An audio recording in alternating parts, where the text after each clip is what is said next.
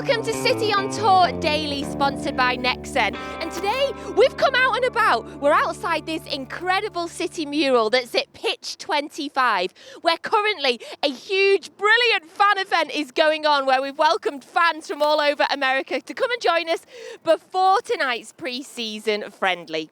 Now, earlier today, we spoke to Brian Ching, who's the owner of Pitch 25 and a former USA player, to hear what he had to say about the event and all things City on Tour. Right, so obviously, Brian, thanks for joining us here. You spent a large chunk of your playing career in Houston. We'll get onto that a little bit later, but for you, why is the city so special? I think one of the things that drew me to the city right away was its people. You know, I grew up in Hawaii, a very diverse culture, and when I got to Houston, you know, they have something they call the Southern hospitality, and in Hawaii we have the aloha spirit, and you know, something just drew me to that. And everyone I met was super friendly, really nice, and so the city just kind of grows on you. And City are here for a week on pre-season, so just from a player perspective, what is pre-season like? Depends on what type of player you are, right? I mean, if you're a veteran, you know, preseason is more of let's get fit, let's get to the season, let's not get injured. You know, if you're a young player, you're out there, you know, working hard. What are the coaches thinking? How do I fit in? You know, try to find your place. And so, you know, the mentality is definitely different. You know, I think when I first came into preseason, I was just like, you know, running everywhere, trying to do everything. And then, you know, as you get older,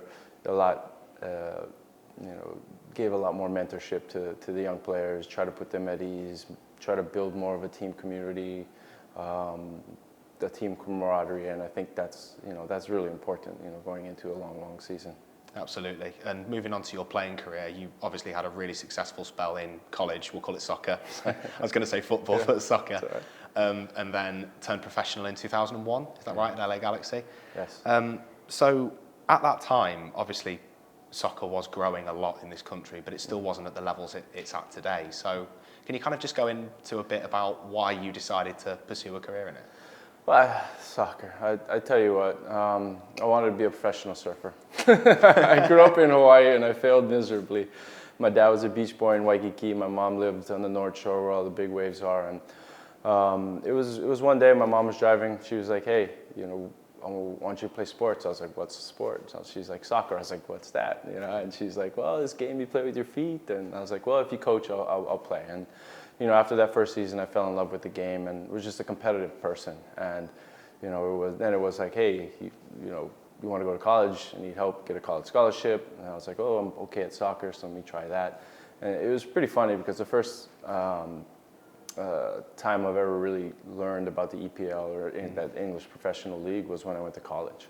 You know, my college coach was from Iceland. Sorry to say, his favorite team was Manchester United. So I started following Manchester United back in the 90s. You know, I just was such a competitive person that I just kind of pushed myself, and you know, ended up that MLS started my first year in college, and so when I was in college, you know, I was thankfully good enough to be seen and get drafted to the Galaxy, and just kind of my career progressed from there. And the United States are obviously going to be at the World Cup coming up in 2022. Thank goodness. Yeah. Apart from 2018, they've been a mainstay at the tournament. Yeah. So it must be really cool seeing how much the game has grown since the player you were when you started playing professionally to the player you were when you did eventually hang up your boots. Yeah, I'd say I don't even know if I would have made it as a professional these days, right? Being able to be in the United States and see the growth of the league, really in it from the beginning when we were at 12 teams, went down to 10 teams. Now we're on the way to 32, 34 teams. World Cup coming in 2026. You know, to be a part of that growth has been fantastic and also frustrating. You kind of look at it and be like, well, you know, my first contract was for $24,000, you know, but I got to travel the world a lot and see a lot and experience a lot through you know, soccer and MLS here, and you know, just seeing the growth of the league it's been unbelievable. I think every 4 years you can kind of just see. You look at our national team. When I was playing on the national team, most of our best players were like near 30 years old. Now you look at, you know, 8 years, 10 years later, you know, our best players are like 22, 23-year-olds, and you know, I don't see that stopping. MLS has really grown in the sense that now every team has a full academy system and a pathway, whereas when I was playing, it was just the first teams, you know, so there was no real feeder systems into that first team. And you know, soccer has always been a big sport in the United States, especially at the youth level. Always been, you know, one of the biggest youth sports. But now you really see those pathways where, you know, a kid can be, you know, 5 or 6 and stay in one club till he becomes a professional, because there are every level along the way. And you know, those pathways have only come about within, I would say, the past 5-6 years, where it's a complete process. And that's why, you know, I think the U.S. has struggled along the ways, because there hasn't been that connector unless you went overseas. And now you're getting more kids into that system, getting developed a little bit more the right way at each level. And you're going to start seeing, I think, the U.S. really accelerate as far as player development. And you know, I think in 2026, the U.S. could be a contender. Maybe not one of the top teams, but like a very good team when it comes to the World Cup and being a competitor, like I said. Definitely. And just one final one on your playing career. You won the MLS Cup, you won the Gold Cup with the US as well, and also have featured at a World Cup. I imagine that one of the greatest achievements of your career is representing your country, as it would be for anybody. But are there any others that you think really stand out as a best moment in your career? You know, I would say the best moment in my career wasn't even really playing soccer. Well, it was at the World Cup in 2026. I didn't get to play in the World Cup, but just one moment we were pre-game before we play Italy and standing on the sideline singing the national anthem. And it was a moment where I reflected back. I was like, wow, you've come a long way from a small rock in the middle of the Pacific to be representing your country in the world's biggest sporting event. And for me, that moment just, you know, it wasn't even had to do with kicking a ball. It was just like, okay, you've been on this journey and you've come a long way, and I don't think anybody could have ever expected that. And it was kind of like just a surprise moment for myself. And I think that was probably the pinnacle of, you know, my soccer moments, and it was just that reflection upon where I came from. Yeah, incredible. And since you decided to retire from the game, what have you been up to? We obviously know that you run Pitch 25, you're the owner, but what else have you been doing? Well, I'd like to say I retired, but I'm actually working harder now. I have more stress. But obviously, you know, I am the owner of Pitch 25, and you know, I felt there was an opportunity there with the growth of the sport. I felt you know, soccer fans were, especially in this city, being such a diverse city, needed a place to go. And you know, I was fortunate enough to kind of come across this place right next to the stadium, 25,000 square feet, put a little soccer field in there, created a little outdoor space in there as well. And you know, it's been tremendously successful, thankfully, as one of my adventures. But you know, also a financial advisor now and still working, but really enjoyed my time as a professional athlete, and it really launched you know, my career after here in Houston. Definitely. And with there's an official supporters club event going on before tomorrow's game between City and Club America. What can people expect from Pitch 25 if they've never been before? Well, I think if you've never been, you're going to walk in and you know, I'll go back. It was just like one of my favorite things about Pitch 25 is when people walk in and they don't know what to expect, and they walk in and they're just kind of blown away. You know, they kind of stand at the door and they're kind of like looking around like, whoa, all this existed inside this warehouse.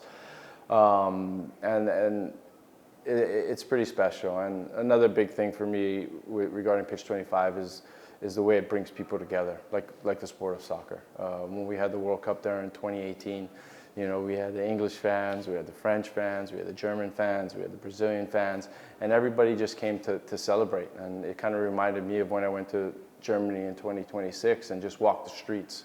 You see all the diversity, people coming there just to celebrate the game of soccer and enjoy it. And you know, I think that was one of the proudest things I am about Pitch 25 is how it brings people together in a festive atmosphere. Thank you for your time, Brian, and I hope you enjoy the games tomorrow. Best of luck this season. Thank you. So we've come inside Pitch 25. It's really loud, as you can see. It's full of City fans everywhere. Joined by Joleon, who's just been on stage doing a Q&A. I love the American fans. They're always like, come on. Yeah, it's so passionate and so enthusiastic. Yeah, it's amazing, to be fair. When you and Zaba walked in before, they just immediately started singing the Zaba song like at full pell. The American That's why I waited. accent. That's why I delayed my entrance, so Zaba could get that attention. I could just sneak around the side. You're very kind. Has the US fans changed at all since you came here as a player? Is there more? Yeah, definitely more. And I can say this now because it's tongue-in-cheek, but when we used to come and they say we're from Manchester, they used to say, is it Manchester United? But now they know. Now they know. Now you get Manchester City questions, but now in regards to the size of the fan base, it's huge. Obviously, as I said, also passionate and enthusiastic to us as a club, but now it's just, it's mad. I didn't expect it to be this blue. Yeah. And like you say, this passionate, like they know. They've obviously been fans for a while. It's not new though. It's not like this season. It's like they have the history. They understand what it means to be a City fan. So credit to them all. So we've got the game tonight, and then our time in Houston's going to be coming to an end, and we're going to be moving on to Green Bay. Have you been there before? No, I've never been to there, but I heard it's not as vibrant as the City, but it's going to be equally as humid. So oh, really? My friend told me it's quite warm there at the minute, so yeah, that should be a test as well. And the stadium there, Lambeau Field's obviously so that's famous. The thing I'm looking forward to. Because iconic stadium. I know Green Bay as a team in regards to American football. I watched that, so it's a huge occasion to play there. Zaba, when you walked in, your reception from the fans was incredible. They immediately started chanting your song. Yes, incredible, eh? That was great. That was great to see, to be honest. And look, they really having a great time. Great to see the Man City fans in America. They don't really often have a chance to see the players, and that's why it's great to be here and enjoy the time with them. Of course, when we get to Green Bay, we're going to play Bayern Munich. Are you looking forward to seeing them? Yeah, it's going to be another huge game. But always, of course, Bayern Munich is another top club, and it's always good to play big games in the pre-season. You know, get ready for the Liverpool game, and then because then it's not many games this pre-season, only a few, and the team needs to get that rhythm, and but hopefully we will enjoy for sure tonight, and then I guess Bayern Munich. So look who I found inside the fan event. It's Replay from FaZe Clan. Hi, you having a good day? I'm having an amazing day today. How are you? Yes, I'm really good. The atmosphere here is amazing. The American fans are so passionate. They are. I was actually, it's funny you mentioned, I was just watching Pablo just signing stuff. I always just, I don't know, it amazes me just seeing that kind of stuff. So yeah, the vibes around here, everyone just, I feel like I'm back in Manchester again, because I watched a game there in the past, and I feel like I'm getting that vibes again here. So the fans are amazing here too. Yeah. Did you go to open training as well? Went to open training last night. It was a great time. We got to be up real close to the all the players and stuff like that. Got some really good pictures and videos. They came up and signed some along the rails afterwards. I got like Scott Carson, Calvin Phillips, and Liam Delap all to sign my hat, so it was a good time. So I believe it is your birthday today. Happy birthday! Thank you very much. Is this the perfect present, having City here in America for your birthday? It couldn't be any better. This was a dream. When they announced this match in the first place, I bought the ticket the second that they were available. City, when did you become a City fan? What was it about Manchester City? So in 2001, I was playing FIFA and I found Manchester City in the lower division, and I was like, there's another team in Manchester, the color's better, the shield is better, like, let's build with this team. So we also brought the Premier League trophy to pitch 25. Here it is. These gents have just had a picture with it. Hi guys, tell us, where are you from? I'm from Austin. So when you heard that City were coming to 10 minutes away from where you live, what did you think? I was super excited. It's been, I think, 5 years since they were here last, so, I mean, we knew instantly we were there. Yeah. Did we have the Premier League trophy last time you came? I don't think so. I don't think we got to see the trophy last time, did we? Yeah, this is my first time, so it's awesome. I know. You're not allowed to touch it, though. You're not allowed to touch it, by the way, there. Who's your favourite player for City? Who are you most looking forward to seeing in real life? Oh, man. That's a great question, because the obvious answer is Holland. because it's going to be his first time playing for City. But, I want to see Bernardo Silva live for the first time just to see how much he runs on the pitch back and forth. Like, that's something I love his work rate so much, so to see that live will be awesome. And in terms of City in America, how many fans are we getting now? Are we becoming more and more popular? Absolutely. Really like over the last 10, 12 years, and it's really with the surge of the internet, we can watch all the games out here now. So all the FA Cup games, all the Carabao Cup games, all the games, Champions League, everything. So we don't miss. And with all the podcasts out now, really you can get as involved with the club as with any sport in America now. So as you can see behind me, they're doing a session at the minute with kids all in different City shirts. It's brilliant. The atmosphere in here is just electric, as was the atmosphere when we were speaking to Bernardo Silva, Scott Carson and Jack Grealish. Honestly, they were just crying. They were just crying with laughter. Well, today we've got Scott Carson and Bernardo Silva taking on the Nexen Landmark Challenge.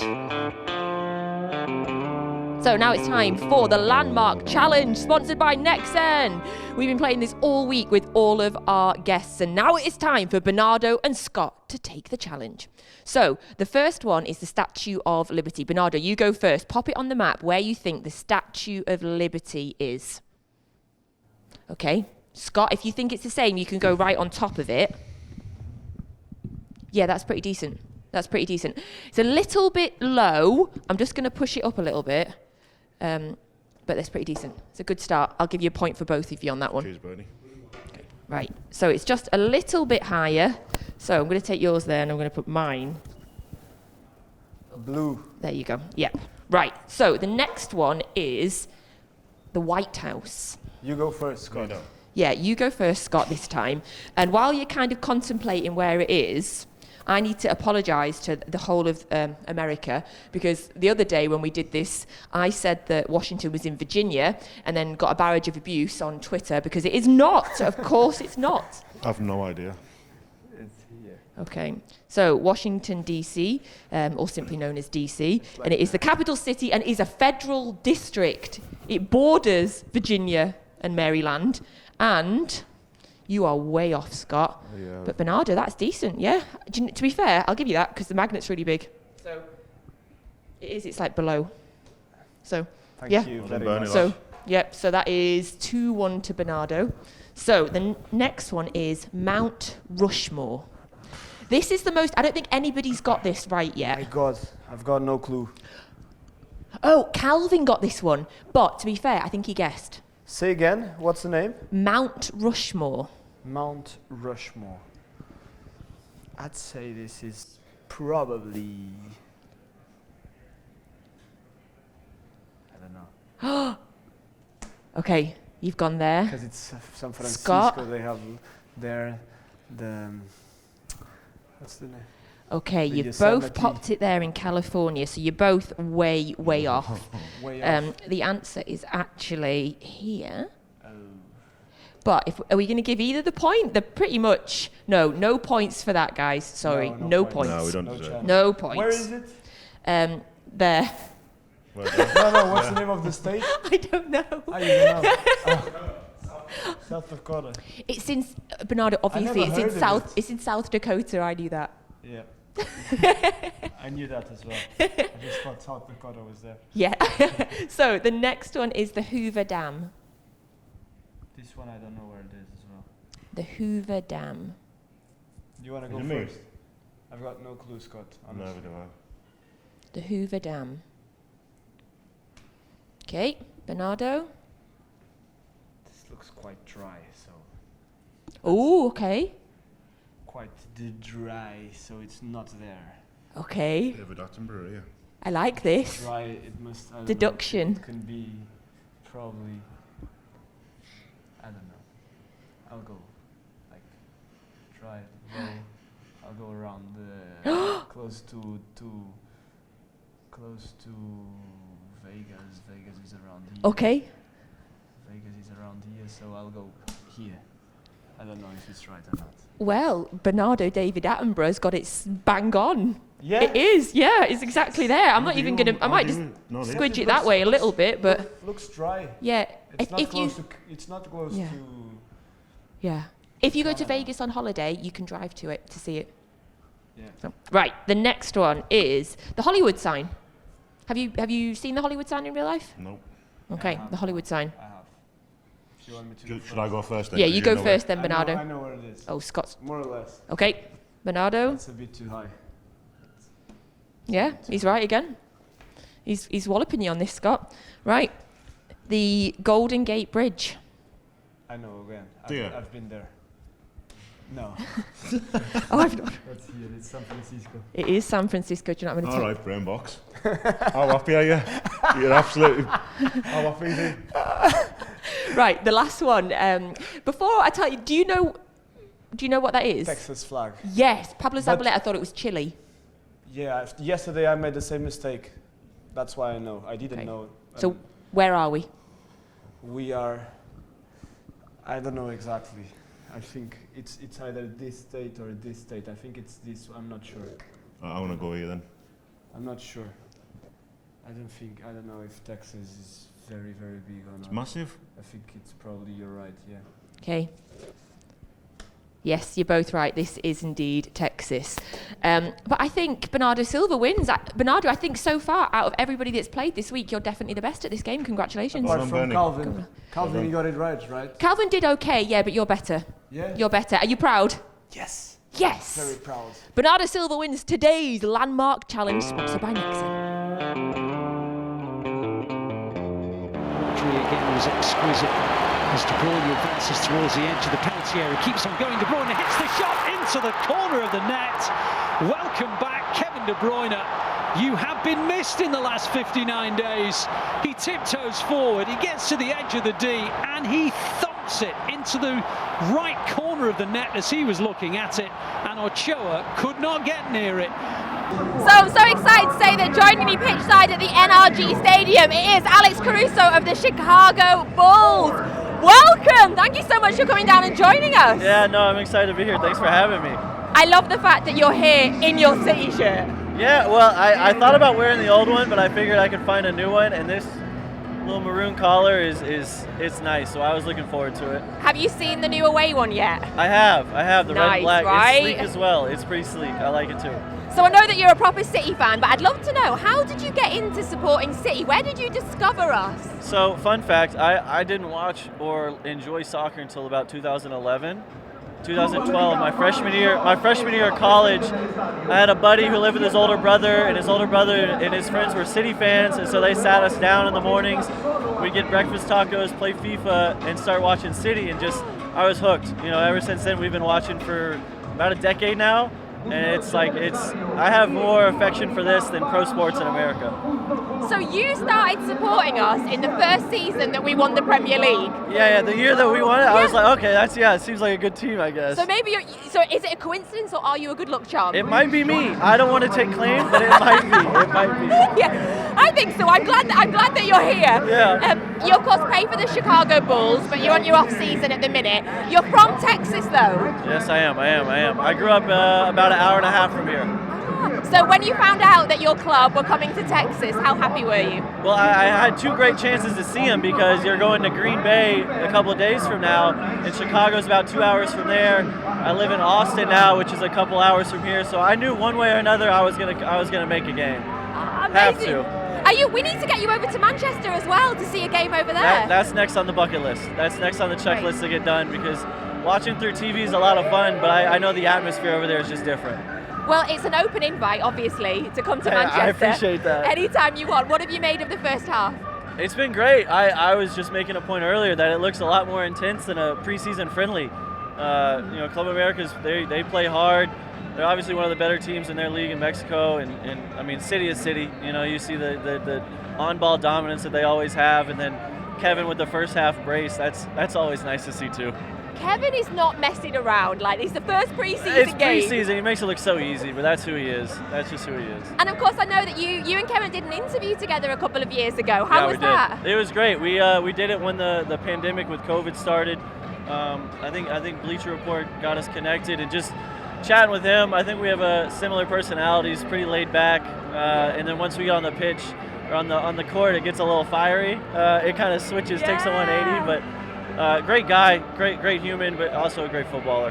Is he your favourite player, do you think? Yeah, I don't know. It's hard to pick. I saw a picture he posted the other day where he's like the only one left from a team like 8-9 years ago. Aguero was close to my heart. I loved Aguero and Silva and company, but yeah, him and Bernardo are probably tied for my favorites on the team right now, just the way they play. Sergio Aguero as well was my favourite player as he's well. a legend. And of course now we have a new Argentinian. We have Juleon Alvarez, who you've got to see. Yeah, this is my first time watching. I've seen highlights on YouTube, which is obviously highlights, but he's quick. I think he has a little bit of the ball control, a little bit of the quickness and agility that Bernardo has. I'm excited to see him when he gets to play with like Phil, maybe Holland alongside him, and Holland's getting double teamed and he can get free. That's gonna be fun to watch. I think we all can't wait for that. Have you ever played soccer? Never in my life. No. I play.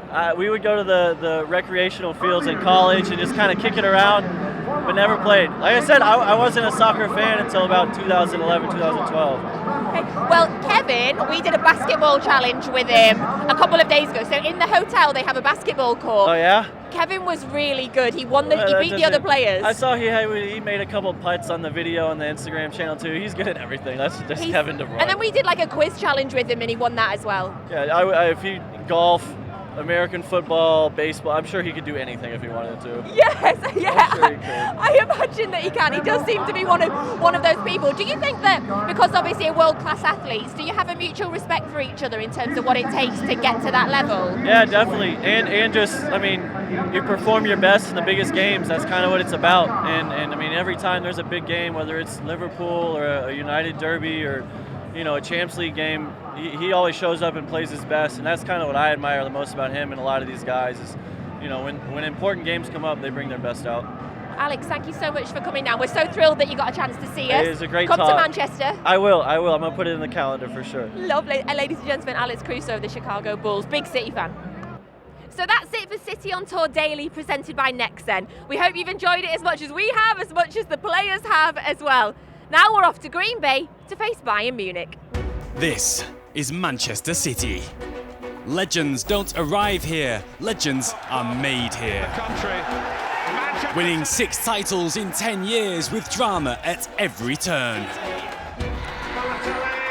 From Sergio's crowning moment to Gundogan's brace with just minutes to spare.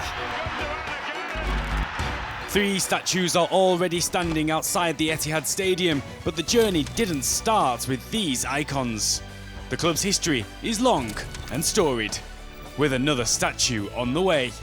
Colin Bell, shy but brilliant. Francis Lee, bullish and confident. Mike Summerby, mischievous and determined. Together, the Holy Trinity were unstoppable. For these, trophies were the norm, but there was a period when this wasn't the case. 44 years of hurt, journeying up and down the leagues. In 1999, we were languishing in the 3rd tier, then up stepped Paul Dickov. In the 23 years that have followed, dozens more have made their own mark. Sean Gota, Richard Dunn, Sean Wright Phillips, Carlos Tevez, Yaya Toure, Fernandinho, and many, many more. 2-0 City! And now we are one of the world's leading clubs, attracting the very best talent. It's never been easy, but it wouldn't mean half as much if it was. As the fans already know, we're Man City. We fight till the end. And now the reigning champions of England and Germany clash on American soil. Join us as Manchester City take on Bayern Munich at Green Bay's Lambeau Field.